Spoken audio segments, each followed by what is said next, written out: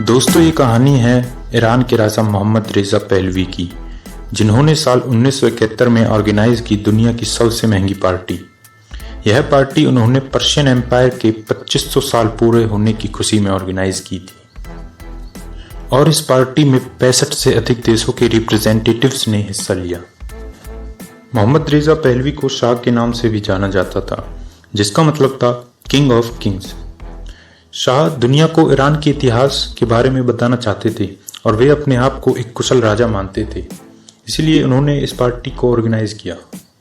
तो चलिए शुरू करते हैं आज का एपिसोड, जिसका नाम है कैसे ईरान ने दी दुनिया की सबसे महंगी पार्टी।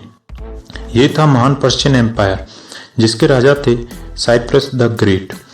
यह पार्टी पर्सिपोलिस नामक एक जगह पर आयोजित की गई, लेकिन पर्सिपोलिस का ट्रांसपोर्टेशन सिस्टम बिल्कुल भी अच्छा नहीं था। यह एक रेगिस्तानी जगह थी, इसीलिए शिराज में एक न्यूली एयरफील्ड का डेवलपमेंट किया गया और दुनिया भर से खाना व सामान एयरप्लेन के द्वारा शिराज तक पहुंचाया जाता और फिर उसे ट्रक से पर्सिपोलिस तक पहुंचाया जाता। पर्सिपोलिस एक रेगिस्तानी जगह थी जहां पर खतरनाक जीव जंतु पाए जाते थे, इसीलिए 15 किलोमीटर के एरिया पर पेस्टिसाइड्स स्प्रे किए गए और खतरनाक जीव जंतुओं को वहां से हटाया गया।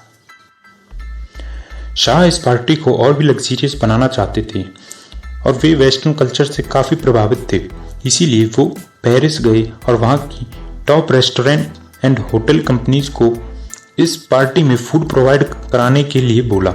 अगर हम खाने की बात करें तो इसमें 18 टन फूड, 3,80,000 अंडे, 2700 केजी मीट और 2500 शैंपेन की बोतल्स ईरान मंगाई गई।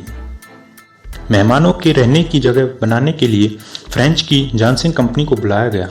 जानसिन कंपनी ने प्लास्टिक के गोल आकार टेंट्स का निर्माण किया, जो सभी फुल्ली एयर कंडीशनड थे। तकरीबन 50 ऐसे टेंट्स का निर्माण किया गया, अलग अलग दिशाओं में, जो पृथ्वी के 5 कॉन्टिनेंट्स को प्रतीत करते थे। साथ ही साथ सभी टेंट्स में 2 bedroom, 2 living room, kitchen, bathroom सभी सेवाएं उपलब्ध थी। अब सबसे बड़ी समस्या थी कड़ी धूप।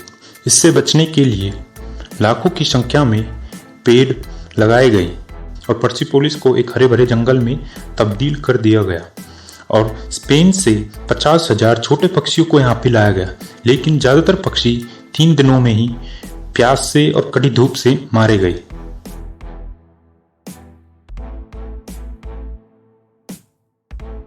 फ्रेंच से वेटर्स और शेफ्स को यहाँ पे लाया गया। तकरीबन 20 टन खाने के बर्तन भी फ्रेंच से मंगाए गए। तकरीबन 2 सप्ताह तक ईरानियन एयरफोर्स खाने के सामान को फ्रेंच से ईरान तक पहुंचाती गई। तकरीबन एक गैराज के साइज की जितनी आइस क्यूब्स को ईरानियन एयरफोर्स ने पर्सिपोलिस तक पहुंचाया।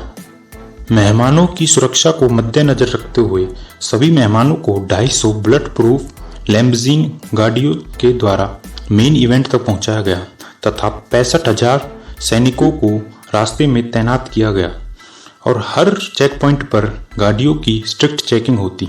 इस पूरे पार्टी के दौरान शाह ने सभी इंटरनेशनल फ्लाइट्स को बंद कर दिया। ना कोई ईरान से जा सकता था, ना ही कोई आ सकता था। पर्सिपोलिस को एक लग्जरी पैलेस में बदला गया। इस आलीशान जगह पर एक सोशल क्लब था, जहाँ पर गेस्ट इकट्ठे होते और बातें करते। यहाँ पे एक बार, रेस्टोरेंट और गैम्बलिंग के लिए कैसीनो भी था। इस पूरी जगह पे एक गोल्फ कोर्स भी था। लेडीज़ के लिए 16 हेयर ड्रेसिंग सैलून्स और 4 मेकअप सैलून्स भी थे। रात के समय सभी मेहमानों को डिनर के लिए बुलाया गया और डाइनिंग टेबल की लेंथ तकरीबन 100 मीटर थी, जो अपने आप में एक रिकॉर्ड थी और डिनर तकरीबन 6 घंटे तक चला, जो कि अब तक एक वर्ल्ड रिकॉर्ड है। पहली बार था जहां पर डिफरेंट नेटिव्स के रिप्रेजेंटेटिव्स एक साथ इकट्ठे हुए। इसके बाद शुरू हुआ मेन इवेंट, जहां पे सभी गेस्ट्स को बुलाया गया। यह इवेंट था ईरान की हिस्टोरिकल पैरेड, जो पर्शिया एम्पायर के 2500 साल पूर्व होने की खुशी में आयोजित किया गया था। इस पैरेड में तकरीबन 2000 सोल्जर्स ने हिस्सा लिया और सभी अलग अलग राजाओं की झांकी निकाली गई, जिन्होंने इस महान पर्शियन एम्पायर पर राज किया था। इन सभी सोल्जर्स की कॉस्ट्यूम्स, वेपन्स, ड्रेस को पर्शियन एम्पायर के समय के मद्देनजर रखते हुए ही बनाया गया था। इसके बाद 3 नकली समुद्री जहाज भी प्रदर्शित किए गए जो राजा जर्क्सीज ने अपने समय में समुद्री लड़ाई में प्रयोग किए थे। पार्टी तो खत्म हो गई, लेकिन अब शाह की मुश्किलें भी बढ़ गई। इस पार्टी में तकरीबन $650 मिलियन का खर्चा हुआ, जो कि एक काफ़ी बड़ा अमाउंट था। ईरान एक डेवलप्ड नेशन नहीं था। वहाँ पर 50% से ज़्यादा पॉपुलेशन पॉवर्टी लाइन से नीचे रहती थी, और एक ऐसा देश जहाँ की 50% पॉपुलेशन पॉवर्टी लाइन से नीचे रहती हो और वहाँ का राजा एक लग्जीरियस पार्टी होस्ट करे, ये वहाँ की पब्लिक को बिल्कुल अच्छा नहीं लगा। आयतुल्ला खुमैनी, जिनको शाह ने देश से निकाल दिया था क्योंकि वे शाह की राजाशाही के खिलाफ बोलते थे और वे ईरान को एक इस्लामिक स्टेट बनाने की कोशिश कर रहे थे, अब कॉमन पब्लिक भी उनके साथ खड़ी थी। साल 1979 में ईरानियन इस्लामिक मूवमेंट ने पूरे देश को इकट्ठा कर दिया और खुमैनी थे इस मूवमेंट के लीडर, और कॉमन ईरानियन पब्लिक ने उन्हें सुप्रीम लीडर ऑफ ईरान मान लिया था। शाह के खिलाफ बहुत प्रदर्शन हुए, उनके पुतले जलाए गए, यहाँ तक उनके दोस्त और मंत्रियों ने भी उनका साथ नहीं दिया।